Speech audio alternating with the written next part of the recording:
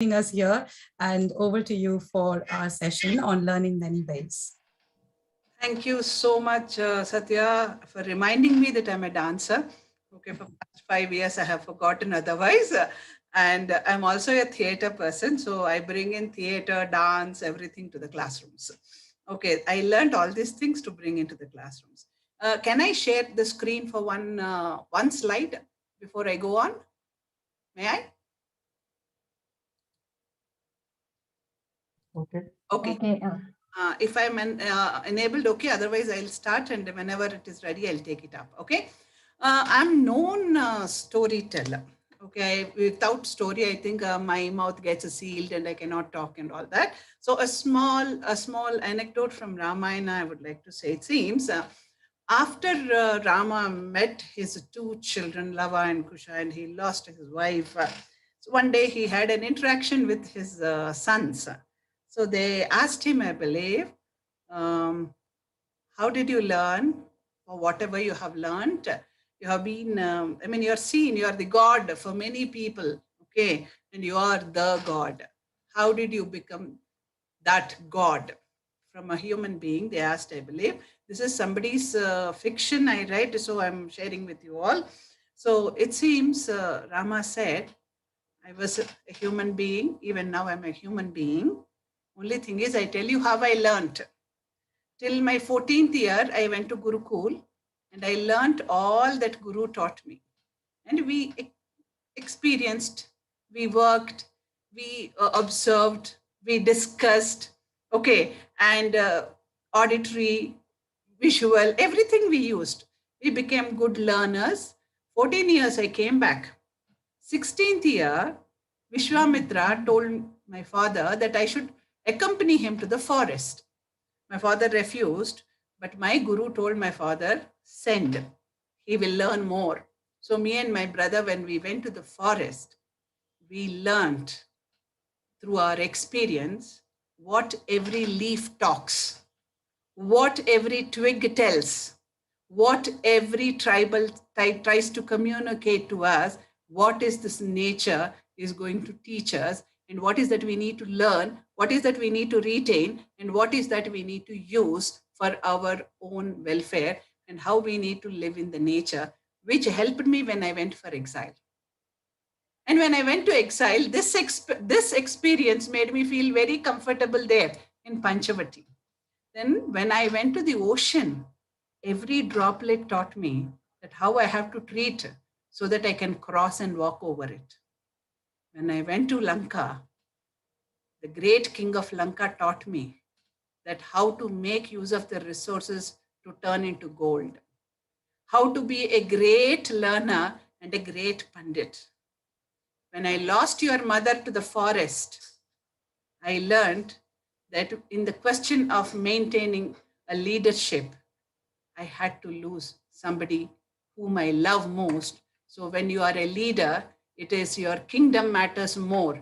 It is your people matter more than your own kith and kin. And your mother taught that self-respect is more important than anything by not accepting. So I'm learning from both of you that where you're born doesn't matter, but the humility matters and acceptance matters. Living away from somebody we love matters, and accepting people as they are matters. So from everybody I learned, each and every situation I learned, he said, I believe. It's a great observation by somebody. Now, each one of us learn through different situations. Each one of us learn through experiences. And when we go to the classroom, we expect everybody to learn only through one way. But when we see a classroom, the classroom has multiple learners, and every learner adds to our own experience. And when they learn to add to our own experience, then we become a more and more better learners. So it is that who is learning? Are we learning or are they learning? Or together we are learning. That's the most important part. And multiple intelligences, all of us know there are 8 main ways of learning. We all know, I think by now it has become a completely gissy-pitty topic that everybody tells you that who is an auditory learner, who is a visual learner, who is a kinesthetic learner. We know about it. But Recently, I went to this particular site and I saw this excellent takeaway here. There are actually four kinds of learners if you put everyone together. One is that 35% of the learners are called mastery learners, I believe. They are actually very aggressive learners. They try to absorb every new information in step by step process. Very, very systematic lot of people they are. And they are very clear about their objectives, and they actually organize the whole lot of thing in a very simplistic manner, like a mind map comes to their mind when they are learning, and they believe in practical application. And there are 35% of them in our classes like that. So when you are going, keep this in mind. The second set of them is another 35% of them. They are actually understanding learners. They have an innate way of asking 101 questions.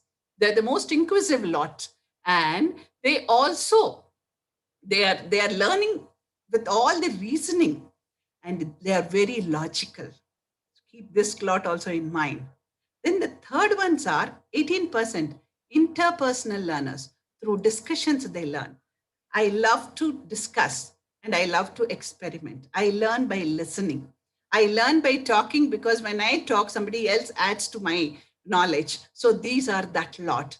Then comes the self expressive learners. There are 12% of them. And these types of learners depend on their feelings and what they see in material to absorb things. They are very artistic.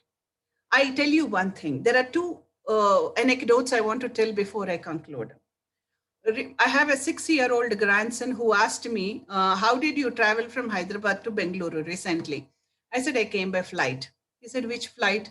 I said, Indigo. He said, I'm not asking you the company which is running. I'm asking you the brand. What is the make? I said, I don't know. He said, Party, you should know. Don't you ask which car you are going by? You're saying no, then don't you ask whether the car has a seat raise, you whether how does the car go, you're seeing the engine like that. You should know about the flight you're traveling. Surprised 6-year-old. Then I heard a story. The story is my conclusion here for all of us to understand how to take the class. It seems a 6-year-old girl every day went to a temple, very silently stood in the temple with folded hands, mumbled something, smiled, and went away. Day on day, for 15 days, 20 days, this went on. And that pujari there got very intrigued and surprised. And he wanted to know, what is this girl every day mumbling? And why does she smile like that? So on the 21st day, he went to the kid and asked, I'm very, very intrigued. What is that you're mumbling? Then she said, no, my father said, whatever are the prayers, they're very silent. You're not supposed to share with anybody. He said, it doesn't matter. I'm God's own servant. So I'll carry it on to him. Please tell me, what is that? I'm really intrigued. I'm curious to know. Then this girl said, I believe my father said that I should pray silently.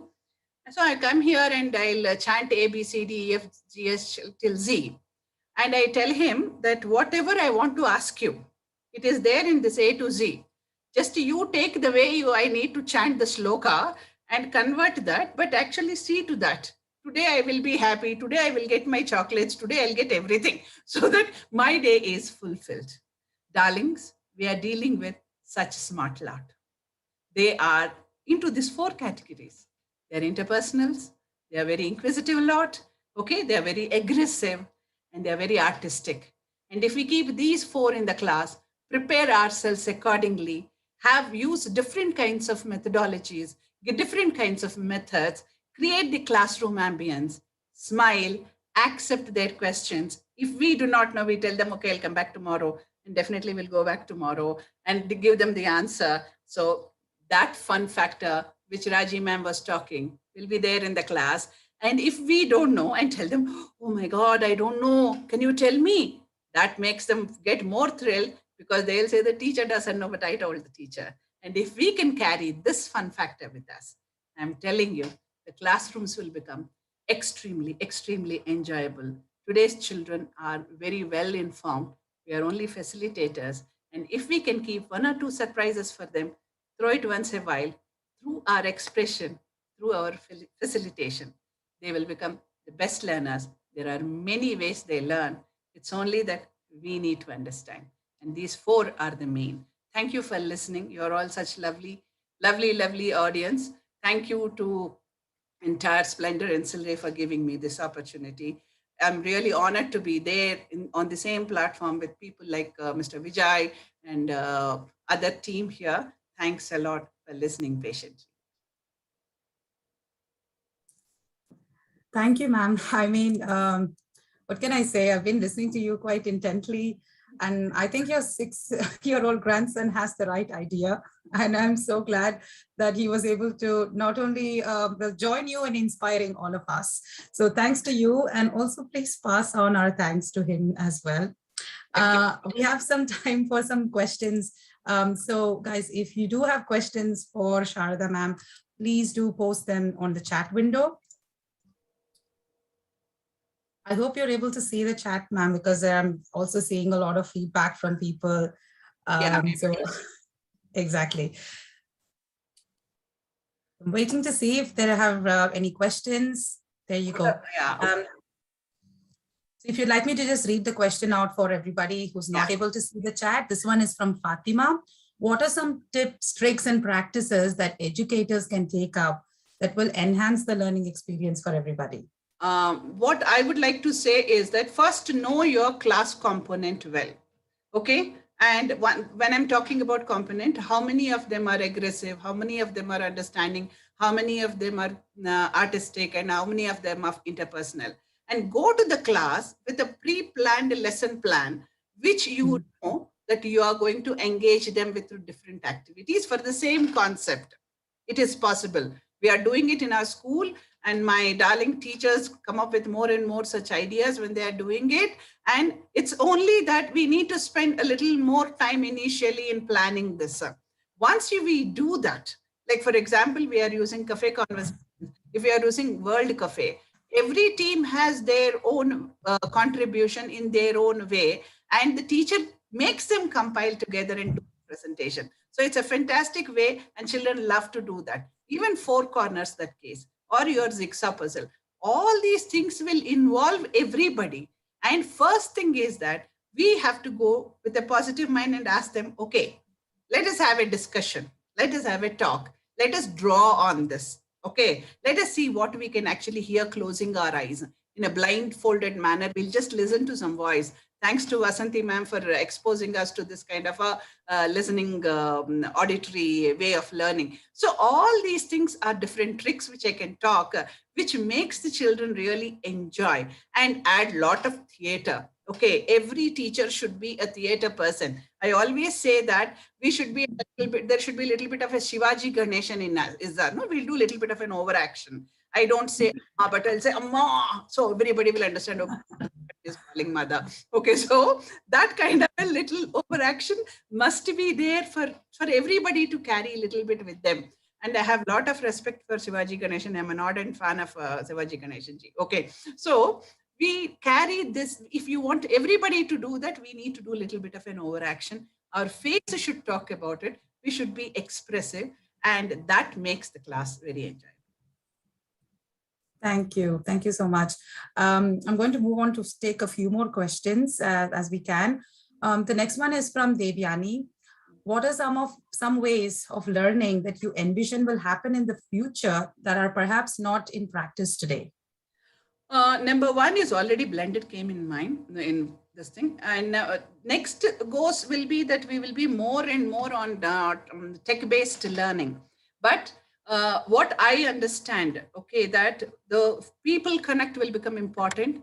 Physical educators will become the school directors, because physical education will become the most important aspect of learning, because otherwise the children are constantly seated in the chair. So every school, maybe learning happens in some other way, but for the sake of physical interaction, emotional quotient, they come to school, and the school infrastructure will be more for this kind of interaction happens. And this is for the mental health and physical connect. This actually 10 years down the lane. 40 years ago, what we are doing is not there. And today we have seen this. And 10 years after, I can definitely see that the schools will be more for emotional connect, and that IQ will come only through this kind of technology. Absolutely, ma'am. I can totally vouch for that. And I'm sure all of us can also do. We didn't just go to school to learn maths and science and geography, but we also learned how to make friends, how to share our things, how to win fights, how to negotiate. So I can totally understand that. I think we have time for a few more questions. So I'm going to go through this list. Speaking of collaboration, how can educators work towards collaborating so they can share their mutual expertise? I have the best example, Dr. Vasanthi Rathagarajan. She is the one who used to give, even today, she gives everything she has. Okay. Whatever knowledge, I believe that it comes only by sharing. If I give, I get back. And the more I get, the more knowledge I get. If I keep one idea for myself, it is only one idea. But the moment I share it in this group, there will be 50 people working on this particular idea and they make it happen better. So normally collaboration makes learning better. What I know is doubled by sharing. Okay, every school must keep their USP close to their heart, keep it there. Do not share your USP. Share your best practices because your best practice becomes the benchmarking for somebody else.